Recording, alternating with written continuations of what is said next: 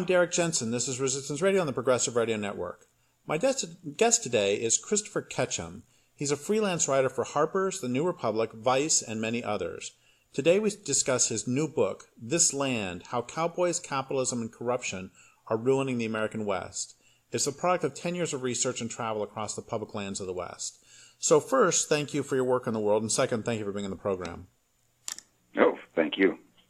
So, tell us about what are public lands in the West? What are you talking about? And then second, tell us what a incredibly wonderful job the U.S. Forest Service and BLM and other agencies are doing of managing public lands in the West. So the public lands consist of everything from the national parks to wildlife refuges managed under the auspices of the U.S. Fish and Wildlife Service to the enormous domain managed by the U.S. Forest Service and the U.S. Bureau of Land Management. And of course, there are also federal lands that aren't public that are managed by the DOD, Dugway Proving Ground and all the various testing grounds for the military-industrial complex. So my book is about my book focuses on the public lands that are the least noticed and the least protected, which is basically the 450 million acres in the American West, particularly, not in Alaska, which also has incredible range of public lands. But the 450 million acres managed in the West by the U.S. Forest Service and the U.S. Bureau of Land Management. Now, both these agencies are tasked by Congress with something called multiple use management. And under multiple use, they're supposed to balance out things like oil and gas mining and logging and mineral extraction, hard rock mining, grazing, off-road vehicle use, mass recreation, with the broader and I think more important concerns for ecosystem health, biodiversity in general, clean air, clean water, healthy soils, healthy forests, et cetera, et cetera. And there are various laws that require them to do so. For example, the Federal Lands Protection or Policy Management Act, passed in 1976, that basically states that, these lands should be managed for future generations. They should be managed for everything from scenic to archaeological to historical to a broad set of values regarding ecological health. However, the sad fact is, and this is sort of the central thesis of my book, that the Bureau of Land Management and the U.S. Forest Service are not, in fact, following laws such as the Federal Land Policy Management Act. They're not following the Endangered Species Act, or the Clean Air Act, or the Clean Water Act, or the National Environmental Policy Act, or the Wilderness Act, or you name it. These federal agencies that are supposed to be following federal law, that are supposed to be protecting the vast commons of the West, which is, our shared property, if you will, for want of a better way to describe it. These agencies have shirked their duty to us, the American people, and have instead degraded themselves, demeaned themselves before the various industries and industrial and capitalist interests that they're supposed to be regulating. So that's everything, as I described earlier, from timber to grazing to mining, oil and gas drilling, you name it. If there's an industry out there making money on the public lands, you can bet that the BLM and the Forest Service are out there aiding and abetting the plunder and the pillage at public expense and in violation of public trust doctrine, and often in direct violation of the very laws in place that Congress has put in place to protect these lands for future generations. So I see a couple of directions we can go, and you can go whichever one you want. Do you want to talk about the history of the development of these public lands and then the history of the capture of the agencies, or would you rather just give us some tangible examples of, selling old-growth trees for the price of a cheeseburger, or the way – I remember when I was fighting timber sales when I lived in Spokane that they would do things like the way they would try to hide expenses, they might amortize the cost of a road over 1,000 years. So do you want to talk about history, or do you want to give us some just crazy examples? Well, let's do both. I mean, to understand how this regulatory capture of our land management agencies begins, right, you really have to go back to the livestock industry and the way the livestock industry evolved on the public lands. And as I describe in the book, the settlement of the West by stockmen was largely effected through force and fraud and chicanery, lies, and mayhem and murder. So you're talking about stockmen going in, and by stockmen I'm talking about not some salt of the earth cowboy riding the range. I'm talking about the investor class of the age, and this is the period basically starting in 1860, 65, post-Civil War. I'm talking about the investor classes from New York and Boston and Chicago and overseas in London, Edinburgh, and the like, who saw opportunity in a largely unregulated part of the world to exploit public domain for its grass, in what was effectively a grass rush, a beef bonanza, and basically invested in cattle that were then managed by local ranch hands and henchmen. And this settlement of the West, for the sake of, for the benefit of cattlemen,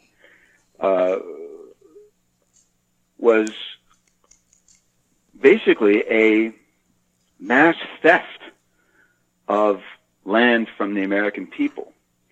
So just as railroad corporations stole land with the help of Congress, just as you had mining and timber interests committing land frauds to snatch up land that was heavy with ore or had valuable timber on it, so too you had the livestock industry, as I said, engaging in force and fraud for their economic interests. So what happens? 1865 through 1900, you've got basically a bonanza on the lands, beef bonanza.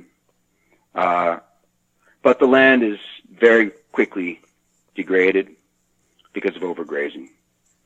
And so into this mix comes the Taylor Grazing Act of 1934. And the Taylor Grazing Act establishes something called the U.S. Grazing Service. The U.S. Grazing Service is put in place to, quote unquote, stop the deterioration of the public lands, the grazing lands. But what happens with the Grazing Service? Well, the very stockmen and stock interests that are responsible or were responsible for the degradation of the land capture the agency, this nascent federal agency, the U.S. Grazing Service, so that the cattle stay out on the land and the deterioration doesn't stop. But now there's a management regime under federal leadership for the cattlemen to continue pillaging the public domain. Fast forward to 1946, the Grazing Service is merged with the U.S. Land Office. And the U.S. Land Office, prior to that, had been responsible for mass privatization of the public domain through the Homestead Act. Which, by the way, was every bit as corrupt as all this other stuff we're talking about. But well, it was the Homestead. It was the Homestead Act that was the prime target of violation by all these various corporate and individual interests, cattle baron interests, mining, timber tycoons and the like. Yeah, they would exploit the loopholes in the Homestead Act, and I describe this in detail in my book, in order to lay claim to vast swaths of land that, of course, were fraudulently obtained in violation of the Homestead Act.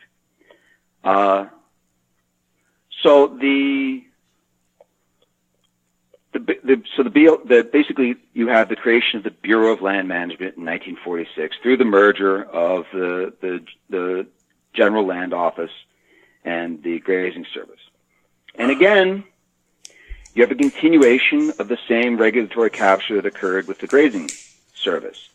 The cattlemen basically dominate the BLM to the point that the BLM is staffed with cattlemen who are assuredly watching over the interests of their brethren in the public lands livestock industry. Now, fast forward to present day. None of this has changed. The BLM is still a captured agency. The old joke is that the BLM is actually the Bureau of Livestock and Mining. And, of course, with the advent of fracking in the past 15, 20 years, the BLM has become, as I described in the book, a slavering prostitute to energy interests. So you have all across the public domain this history, this profoundly corrupt history that is very much germane today to what happens on that land and how it's mismanaged, how the land is abused and degraded and made depauperate and ecologically simplified. Too many cattle, too much mining, too much drilling, too many roads, too much traffic, too much pollution, et cetera, et cetera. So let's give some tangible examples of the either the corruption or the absurdity. I'm thinking of how cheap it is to run cattle or sheep on public lands, we can come up with a boatload of examples. So let's just do let's sort of give some actual examples to make clear the level of absurdity. Right. Well, let me tell you a story that was related to me by a veteran BLM biologist named Roger Rosentreter. And he tells me a story about how a couple of years back, Department of Interior lawyers were meeting with BLM district managers. And the lawyers were complaining to the district managers, because the BLM is broken up into, the BLM is very much a state-managed, state-centric kind of agency. Each state has various districts, and in each of those districts, you have a manager. And often those districts are enormous, encompassing, 10 million acres of land. So these lawyers are meeting with the BLM managers. And the lawyers are complaining, and they're saying, we keep losing lawsuits filed by green groups and environmental activists because you guys are doing things that are indefensible. You're not following federal law. And so when these groups sue, we have no recourse but to settle with them, or judges have no recourse when they see how blatant and flagrant the violations of the laws are. And the BLM managers scoffed as if they were talking with, a group of naifs who had no idea what the real political landscape was in the West. And the BLM manager said, well, we know what the law is, but you don't pay us enough to follow the law. If I followed every environmental law and really regulated the land for environmental health and ecological health, I'd have every state legislator, every congressman and governor, and every stock baron and mining tycoon who the state reps and the congressmen answer to. I'd have them gunning for my job, and they would be out to destroy me. So the BLM managers went on chastising the innocent, even stupid DOI lawyers, and said, we wait for the enviro groups to sue us because as we told you, we know we're violating the law. But if the enviro groups force us to do something, then we can survive in our jobs and say, hey, the enviro groups are forcing our hand on these issues. We're not doing it. So there you see an example of how this corruption works. There is incredible pressure not to regulate. And that pressure comes down on the state level, comes down on in Congress, it comes down in the governor's offices, and it is heavily felt in the field, in these field offices and district offices of both the BLM and the Forest Service. In the case of the Forest Service, let me see if I can find this excellent quote from my book that describes exactly how the Forest Service regards the land.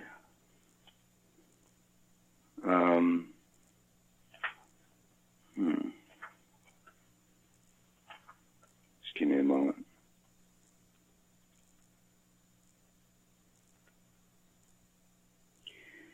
Yeah, this is Ron. So I interviewed a guy named Ron Mitchell, who of the Idaho Sporting Congress, and he was telling me that the Forest Service lies and lies. They corrupt their environmental impact statements to support logging projects, always. They'll tell you the bathroom's down on the left. Well, it's on the right. You can't trust a thing they say.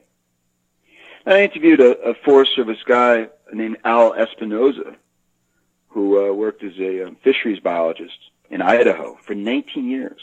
And here's what he told me. The corruption is prevalent in the leadership, especially at the higher levels. And by the leadership, he's talking about the Forest Service. The Forest Service operates on a reward system based on, quote, getting the cut out, timber harvest. Promotions are directed to those that excel at meeting the objective. The agency has a very tight and efficient network consisting of industry officials, lobbyists, and local and national politicians. Individuals and groups that get in the way of the system and network are vilified. Indeed. So both of the BLM and the Forest Service, if you stand up to do the right thing, which is to protect the land under those laws that Congress has passed, to do so, you will be vilified. You will be excoriated. You will be punished. You will be demoted. You might even lose your job. So, how are these land managers incentivized? Even if they have an ecological conscience, they are incentivized to be quiet and to be submissive and to not try to change the system. And this is a theme that runs throughout my entire book, where again and again and again I meet up with people who say, hey, I want to do the right thing, but I can't. Aside from quitting and saying to hell with this and going public as a whistleblower, but that takes incredible courage.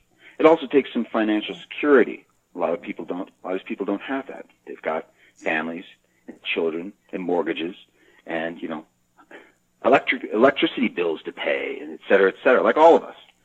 So they're kind of trapped. When I lived in Spokane and was working with groups that were trying to stop illegal timber sales, the organization would routinely receive, this is back pre-cell phone days, back in the 90s, and would routinely receive phone calls from public pay phones. People basically, it was like spy movies. People would call up and they're whispering into the phone saying, so I'm on my lunch hour and I can't tell you my name, I can't tell you who I am, but I can tell you on this particular timber sale, look on pages 47, 53, and 114 because you will see some pretty nasty stuff. And and it was exactly what you're saying. These people couldn't come out. They had to destroy the public lands in their job, but they had a conscience, and they would, like one person called up and provided, this ended up being a pretty big scandal, provided evidence that a series of national forests were keeping double books. So there was one book that they kept for the public on how much land had been cut, and then one that they really kept for themselves to make sure they didn't get confused on how much land had been cut. Wow. So that one set of books was presented to the public, and the other was kept as an actual ledger of the damage done? Yeah. I see. It's tricky. Yeah. So, and I guess let's back up a step and just pretend you're talking to somebody in Virginia, in Richmond, Virginia, or Atlanta, Georgia, who may have this idea that if lands are public, that means they're protected. I know this is kind of late in the interview to do this, but can you go back and sort of plug that little ideological hole and let people know the scope and size? Oh, and then while you're at it, we talk about ranchers, and sometimes they're even called welfare ranchers, but there's still this notion that it's a cowboy on the range. And I don't remember the numbers, I don't remember the names, but I'm pretty sure that Anheuser-Busch is one of the top 10 cattle holders on public lands. It's not Joe Cowboy with his handlebar mustache. This is, as you said earlier, this was the robber barons, and now it is. So can you step back for a second and give us a sense of the scope of the plunder of these Western lands, just to make sure we know the Western lands are not, the public lands are not protected, just to make it 100% clear. Right.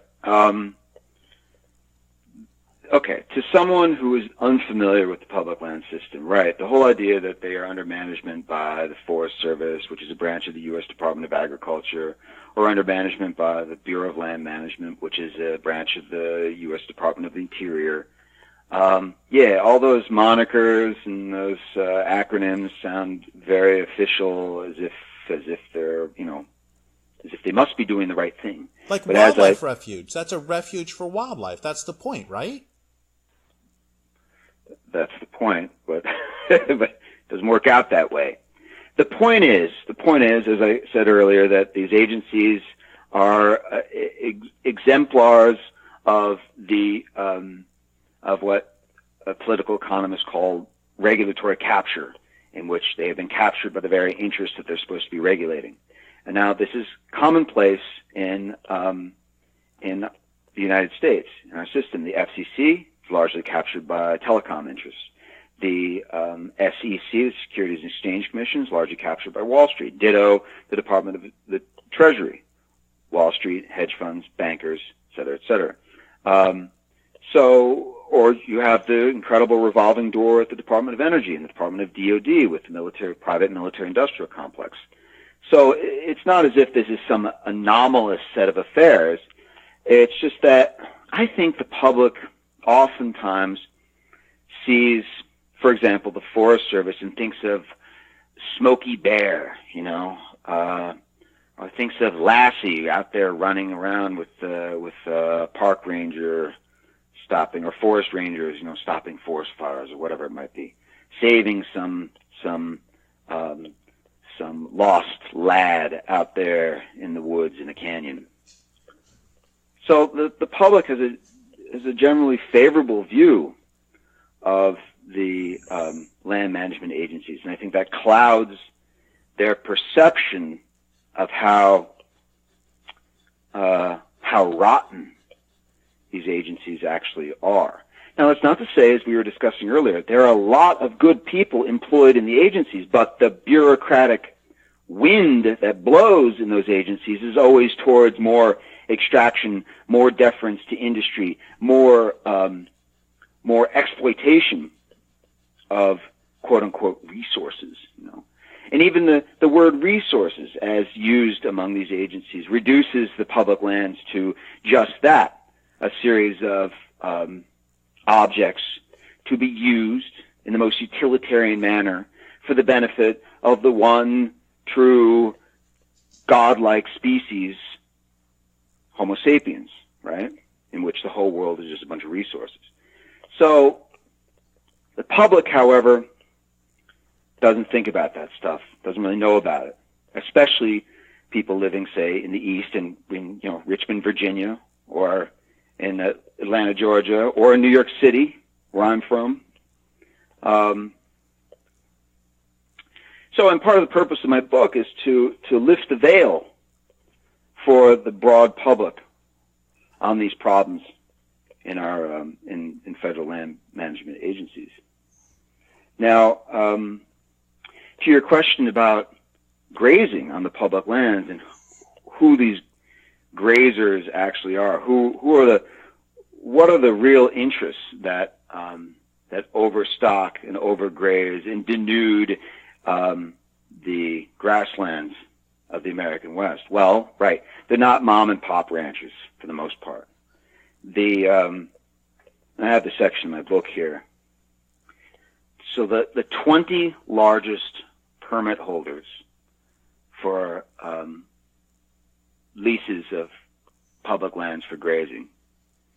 So basically the system, just as an aside, the system works like this. Basically, if you have cattle, you want to run them on the public lands, you want to graze the grass on the public lands, you need to get a permit from either the BLM or the Forest Service. And that permit, by the way, is highly subsidized, far cheaper than a similar per acre or per cattle unit cost would be on private land, right? So something like to graze a cow calf pair, right, on private land in the American West is something like $20 for the month, right? On public lands, it's something like $1.50, between $1.35 and $1.50. It changes every year, but it's roughly $1.35 to $1.50, i.e., it's heavily subsidized. It's way below market value. So you have these permit holders, or rather you have these cattle interests that go out, they get a permit from the BLM and the Forest Service, then they run their cattle on the land. So who are they? Well, as I was starting to say a moment ago, the 20 largest permit holders, right, include the J.R. Simplot Company. And J.R. Simplot is he's a billionaire. This is the company. I mean, he's dead now, but his company provides something like half of all the potatoes that are sold at McDonald's as French fries, right? You have Ted Turner, the media baron. You have the Hilton Hotels chain people. You've got the Walton family of Walmart. You've got Anheuser-Busch, the world's largest producer of bad beer, the Metropolitan Life Insurance Company, Agri-Beef Company, the Barrick Gold Corporation, which is an $8.5 billion Canadian mining company. These are the largest public land ranchers, quote unquote, on the public domain, and they are heavily subsidized. And now, meanwhile, you also have below them, in terms of the hierarchy, you got a lot of just rich hobbyists, just rich guys who want to get into cattle ranching because it's romantic. And they, too, are out there running their cattle on the public domain, heavily subsidized, at incredible cost to the land. Livestock ranching, in terms of, your question earlier was what is the extent of the destruction that's ongoing on the public domain? Well, there's 450 million acres in the West, as I noted earlier, managed by the Forest Service and the BLM, right? Something like 250 million acres of that, maybe a little bit more, is grazed.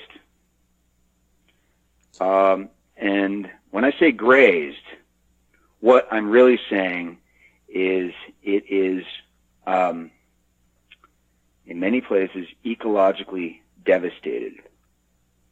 In that, when you set out cows in large numbers into arid country, such as most of the American West, they have a terrible effect on soil, on water, on water quality, in that they're defecating and churning up mud and churning up sediments. They destroy native plants. And meanwhile, there is a federal agency dedicated to the destruction, to the mass destruction of predators and pests, right, who are said to threaten the public lands livestock industry. And this is a branch of the U.S. Department of Agriculture called Wildlife Services. Wildlife Services every year slaughters millions of animals across the United States.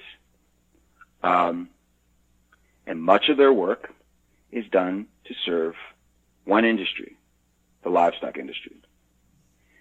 So yes, to the people of Richmond, Virginia, and Atlanta, Georgia, I would say just call your congressman and demand why your land is not being protected for your interests.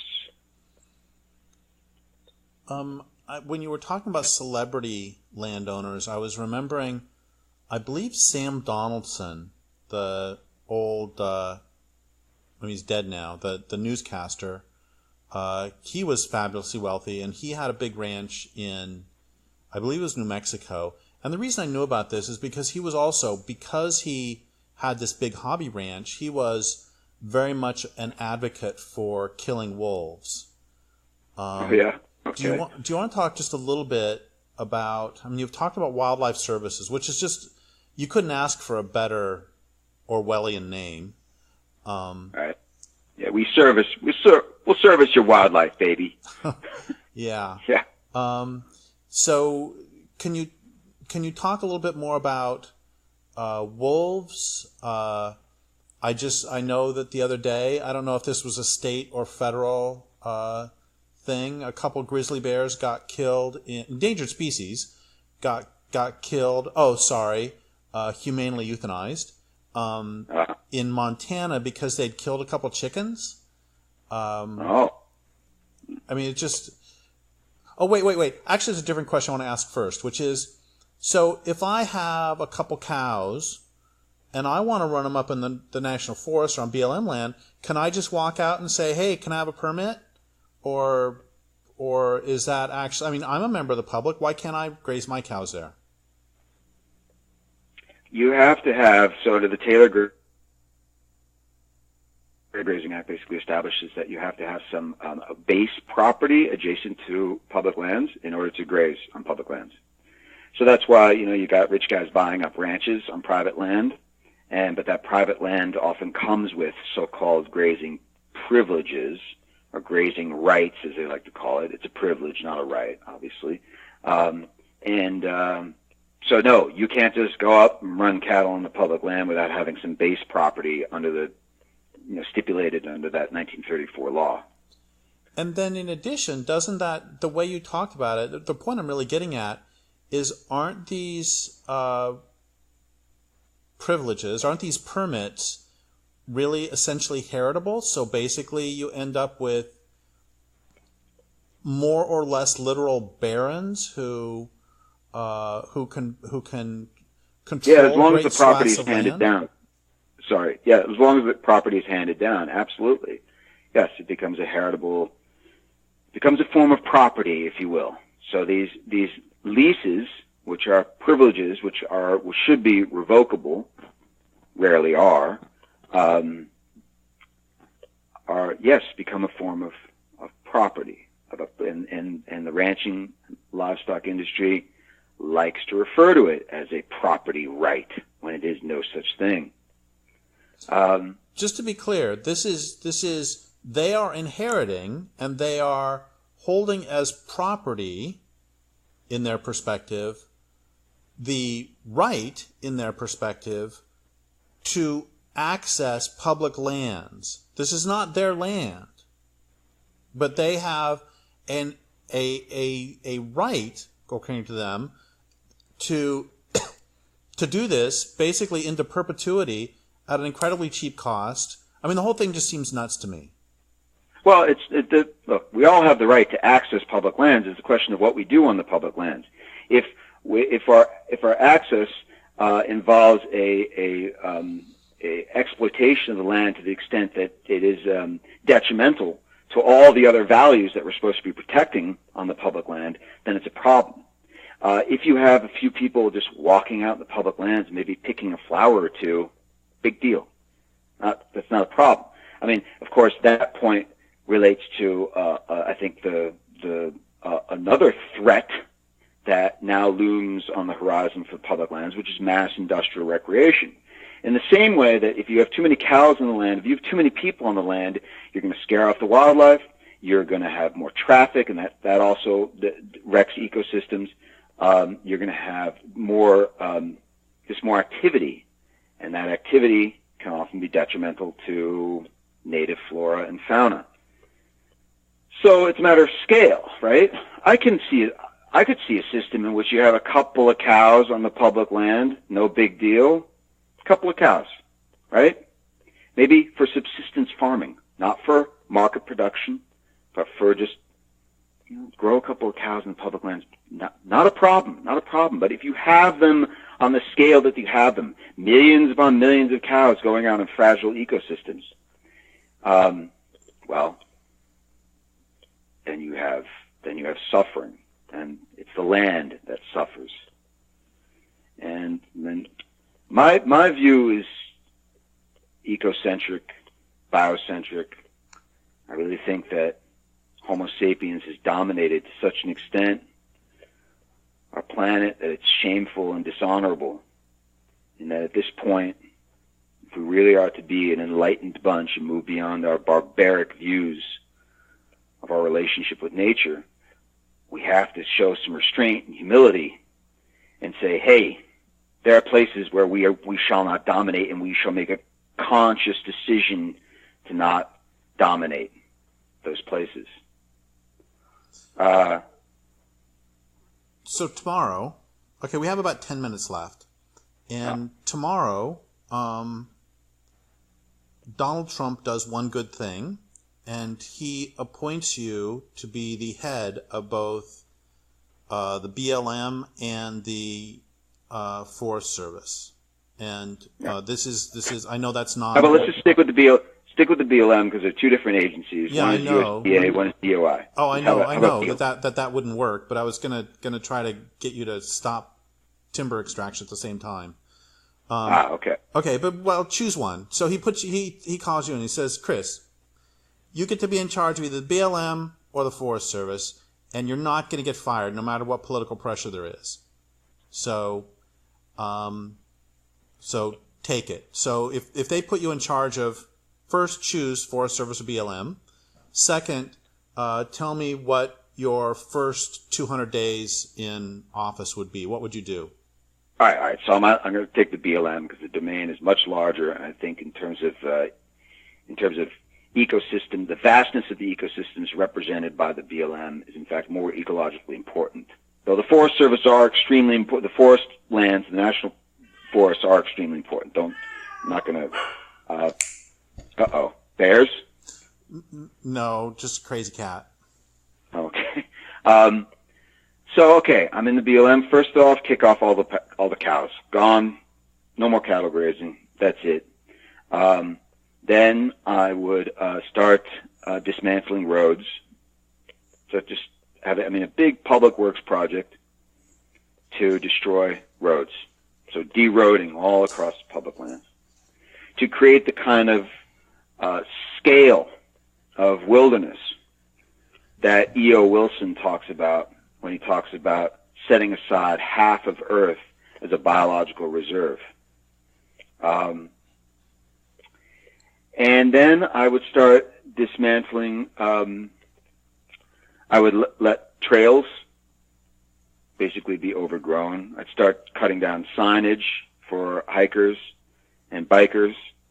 And my policy would be, hey, if you want to go on the public lands, you are on your own, buddy. And no more driving. You can go by horseback. You can walk. No motorized vehicles. I make it all wilderness, by the way, under the 1964 Wilderness Act. So no more motorized transport. No more roads. We're giving it over to the wild things. And if we want to go into those places and join the wild things, we can, but we have to do it on their terms. Or mostly on their terms. You know, you can bring a knife. Maybe a gun or two if you want to go hunting and hunt for your own meat. So that's my first 3 days. I don't know what happens in the other 197, man. Probably get assassinated or something. But it's, you know, there's at the end of my book, I advocate exactly such a program, but I also am clear with the reader that it is politically impossible. It will never happen, short of some sort of uprising on the part of citizens, of us, the common owners of the land, who say, hey, we want to change how this land is managed.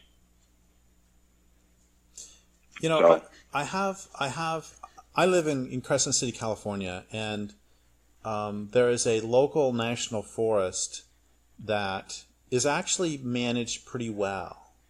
And the reason that particular forest happens to be managed pretty well is that until very recently, they didn't have a commercial timber sale program.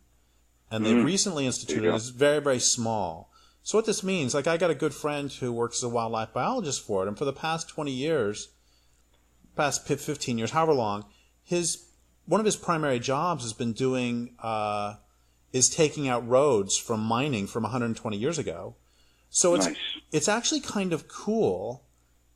This is just an example of what you're talking about how, and as I said, over the last 10 years, they've started to institute a timber sale program, and that's horrifying, and it's also will be interesting over the next 20 years to see how that affects, on a sort of sociological experiment, how that will, I think, destroy the goodness of this particular Forest Service, this particular national forest.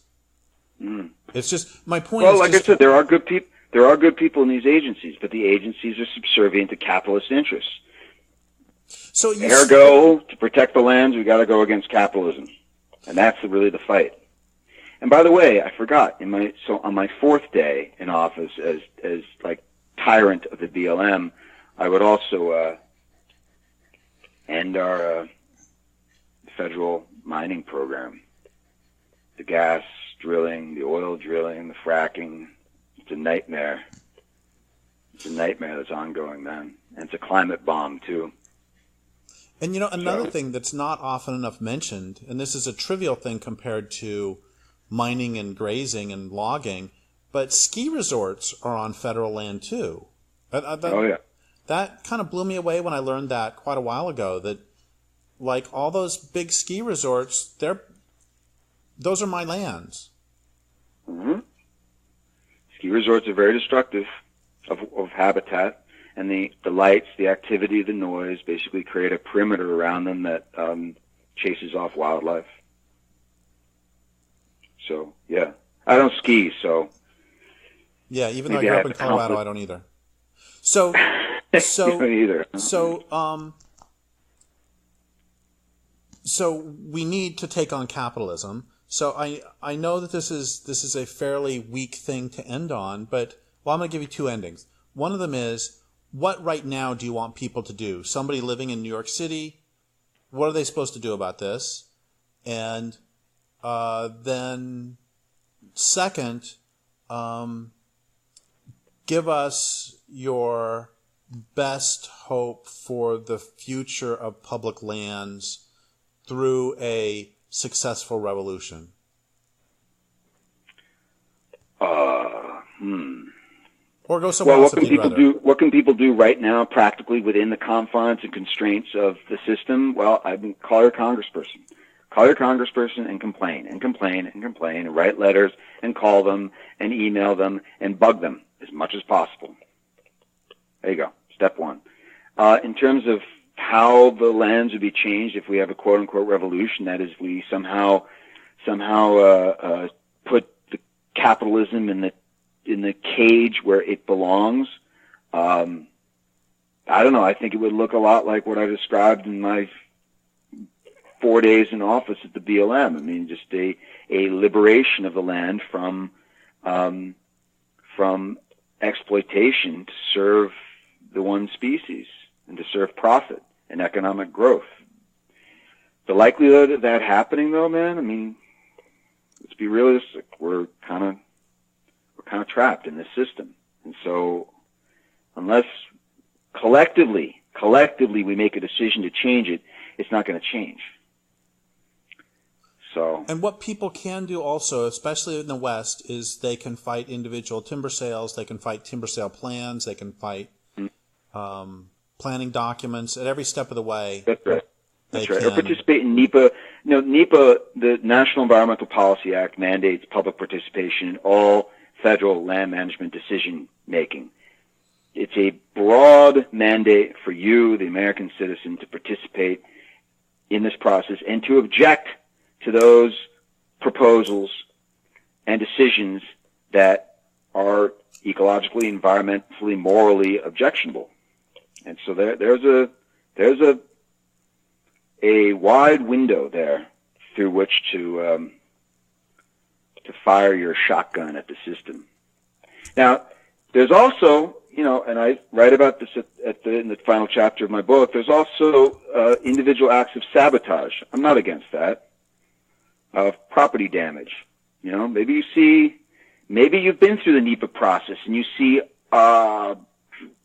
road graders and logging equipment by the side of the road, and you know that NEPA was in fact violated and that this logging that's ongoing under the imprimatur of legitimacy provided by a corrupted NEPA process is going to continue. Well, maybe sabotage those bulldozers, sabotage the logging equipment.